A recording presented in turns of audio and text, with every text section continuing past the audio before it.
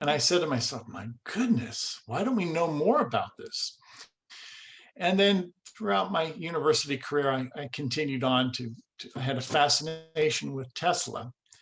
And I said to myself, well, I'm going to have to do this alone because very few people have taken up this type of study. So sadly, it's been a lonely journey for part of the way. Now it's becoming much more broadly accepted. If you could imagine back in the 70s and 80s, very few people understood Tesla or wanted to devote themselves to a career to study Tesla's work. Anyway, long and short, Tesla was my impulse as a youngster. It's been a career that's been of merit, I should say.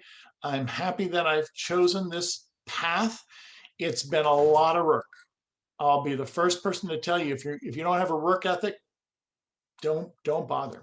Now, that's so funny because just intuitively, I asked you about Tesla because his work is well known, today with Tesla cars and with his work with solar panels and so on.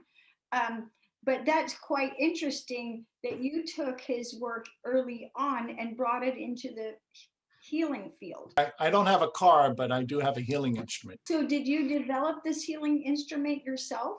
I have a brilliant engineer that I work with, and I have to say I was fortunate enough to find another inventor, an American inventor. At that time, his wife, he was deceased, the inventor, but his wife was living in the state of Georgia, and I visited her, and she more or less passed the baton to me. She saw that I was interested, and she shared many of the instruments and many of her husband's notes with me. And I'm all the better for it. So it was really Tesla who really was the first one to harness this energy. In some sense, Galen Hieronymus was his contemporary, but I don't think they ever met. So if you will, I met the American version of Nikola Tesla. His name was Galen Hieronymus. I never met him, but I met his wife. Now, you gave us the example. So if someone were to come to you for treatment, they could send you a photograph from anywhere in the world and your instruments would do the work.